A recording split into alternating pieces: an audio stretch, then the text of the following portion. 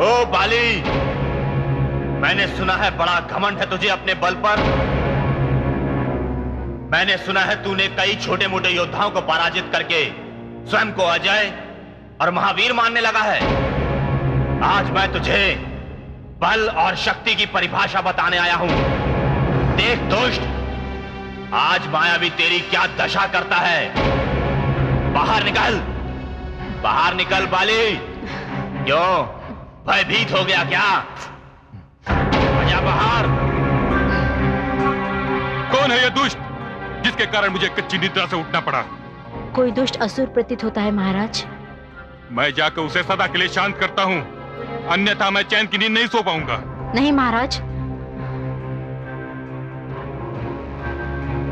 आप वहां मत जाइए महाराज। मायावी अत्यंत बलशाली असुर है। देवी, आप मेरी शक्ति की तुलना असुरों की शक्ति से मत कीजिए। आप भूल गई कि रावण जैसे महाबली की मैंने क्या दशा की थी। 3 माह तक कांख में दबाए रखा था। ये मायावी मेरे समक्ष क्या है? बाहर आ कायर, बाहर आ। वरुण रख, यदि मैंने तेरे भवन में प्रवेश किया तो भवन में उपस्थित कोई भी नारी मेरे हाथों सम्मान की सुरक्षा नहीं कर पाएगी। बाहर आ कायर, बाहर आ।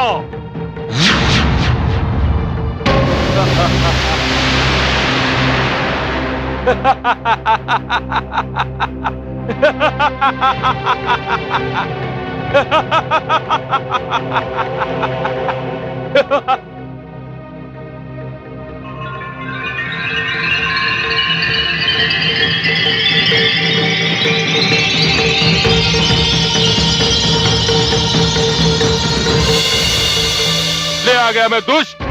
अब तेरे साथ जो होगा उसे स्मरण करने के लिए तू जीवित नहीं बचेगा।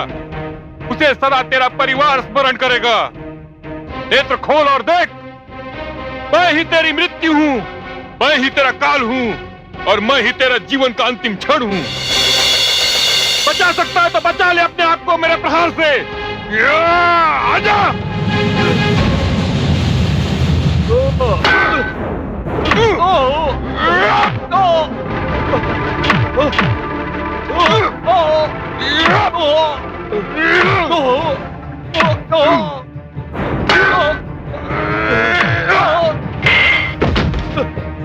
भ्राताश्री, बस भ्राताश्री, बस बस भ्राताश्री, अब आप जाकर विश्राम कीजिए। मैं इस दुष्ट को देखता हूं। नहीं अनुज, इस दुष्ट ने मुझे ललकारा है। मेरे रहते हुए तुम्हें कोई कष्ट करने की आवश्यकता नहीं। भागता कहां है कायर? मैं सृष्टि की अंतिम सीमा तक तेरा पीछा नहीं छोड़ूंगा।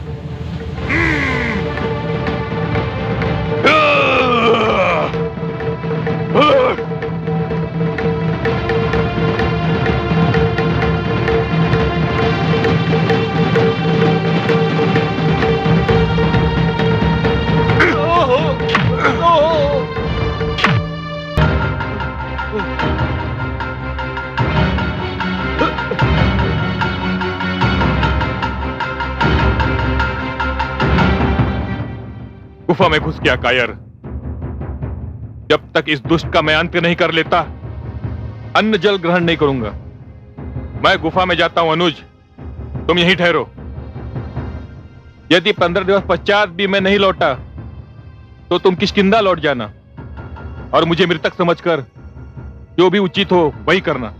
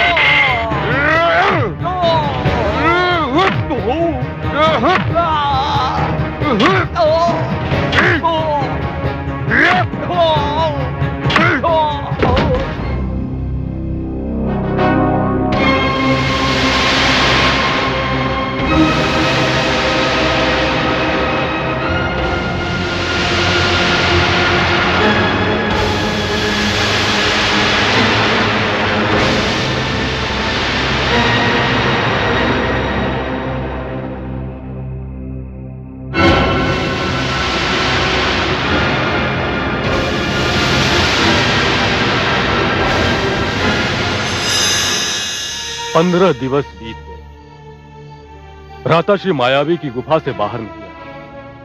मैंने निश्चय किया कि 15 दिवस और रुककर भ्राताश्री के निकलने की राह देखूंगा। यह 15 दिवस भी बीत गए।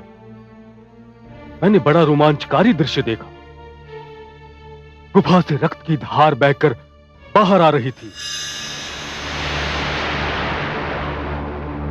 भ्राताश्री, भ्राताश्री। रक्त की धार बहती देखकर मैं समझा कि अवश्य ही गुफा में मायावी के और भी साथी रहे होंगे और उन सब ने मिलकर भ्राताश्री का वध कर दिया है। यहाँ पे मायावी अकेला नहीं, उसका पूरा परिवार भी है।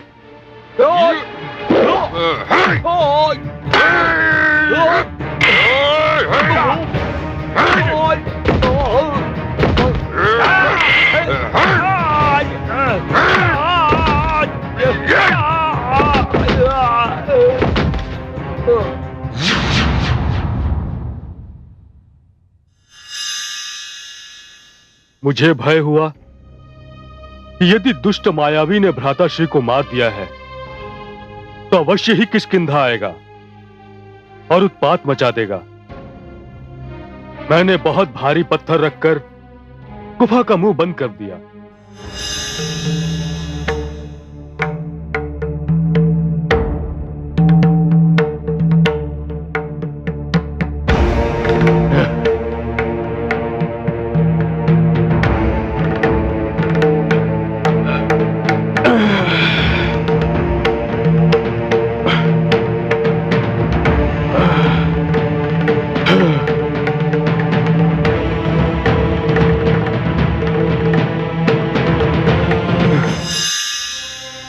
राजकुमार अंगद शिक्षा प्राप्त करने गए थे। मैंने उन्हें किष्किंधा वापस बुला लिया। बड़ी कठिनाई से रोती बिलखती भाभी श्री तारा को शांत किया। फिर प्रजा ने यह मांग की कि अंगद अभी छोटा है, इसलिए किष्किंधा का सिंहासन मुझे ही संभालना चाहिए। तुमने वही किया मित्र जो उचित था। प्रजा ही सर्वश्रेष्ठ है। अपने राजा के चुनाव का अधिकार प्रजा ही रखती है, किंतु प्रजा के अनुरोध को टालना राजधर्म के विरुद्ध है। मैंने भी यही सोचा था। न चाहते हुए भी मुझे किष्किंधा का सिंहासन संभालने पर विवश होना पड़ा। सुग्रीव, मुझे तुम्हारी अभी तक की कहानी में तुम्हारी कोई भूल दिखाई नहीं देती मित्र। हाँ मित्र, मैं भी यही समझ रहा था कि मैं जो कर रहा हूं वही है जिसका मुझे भ्राताश्री ने 15 दिवस पश्चात करने का आदेश दिया था। परंतु मुझे यह ज्ञात नहीं था कि भ्राताश्री बाली जीवित हैं। मायावी और उसके साथियों का वध करने के पश्चात बड़ी मुश्किल से भ्राताश्री ने उस पत्थर को हटाया जिससे मैंने गुफा का द्वार बंद कर दिया था। और ठीक उस समय जब मैं सिंहासन पर बैठने वाला था, वे लौट आए।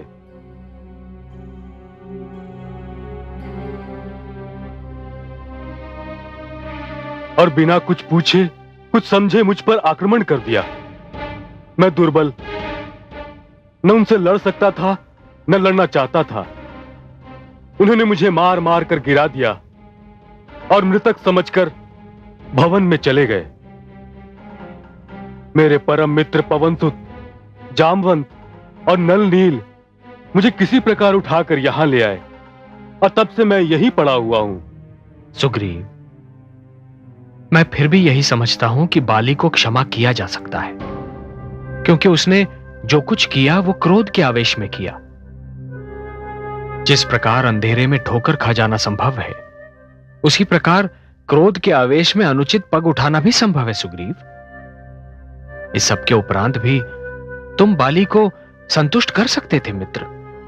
मैं ये सब करता मित्र, अवश्य करता, किंतु इसी बीच भ्राताश्री ने ऐसा कर्म किया कि उन्हें क्षमा करना मेरे वश में नहीं था। ऐसा क्या किया बाली ने? उन्होंने मेरी पत्नी रूमा को बलपूर्वक अपनी पत्नी बनने पर विवश कर दिया। पाप, महापाप, महाअधर्म, अक्षम्य अपराध। बस सुग्रीव, बस, इससे आगे मैं और कुछ नहीं सुनना चाहता। अनुज की पत्नी तो पुत्री समान होती है। स्वयं जो व्यक्ति अनुज की पत्नी पर बुरी दृष्टि डाले, उसे जीवित रहने का कोई अधिकार नहीं है। बाली को इसका दंड मिलना ही चाहिए। बाली को इसका दंड मिलेगा सुग्रीव, और वो दंड उसे मैं दूंगा। परंतु मित्र, मैं बता चुका हूं कि उससे युद्ध करना असंभव है।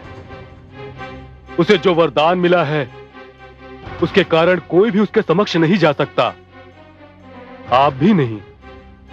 उसके समक्ष तुम ही जाओगे सुग्रीव, और उससे युद्ध भी तुम ही करोगे। मैं कहीं दूर रहूंगा, बाली को छिप कर मारूंगा। छिपकर? ये तो मर्यादा के विरुद्ध होगा, और संसार आपको मर्यादा पुरुषोत्तम कहता है। अन्याय, अत्याचार एवं पाप का विनाश ही पुरुष की मर्यादा का आरंभ है एवं अंत भी। मर्यादा की परिभाषा ही यह है कि किसी भी मूल्य पर पाप का विनाश किया जाए। सुग्रीव, बाली ने जो किया है, यदि उसकी अनदेखी हुई तो संसार में पारिवारिक संबंधों के सम्मान पर संकट आ जाएगा। इस संकट की संभावना को मिटाने के लिए हर कार्य उचित है। पापी को दंड देने के लिए यदि राम को अपनी मर्यादा त्यागनी पड़े तो वो भी उचित है। सुग्रीव, उसके पाप के समक्ष मेरी मर्यादा का क्या महत्व है?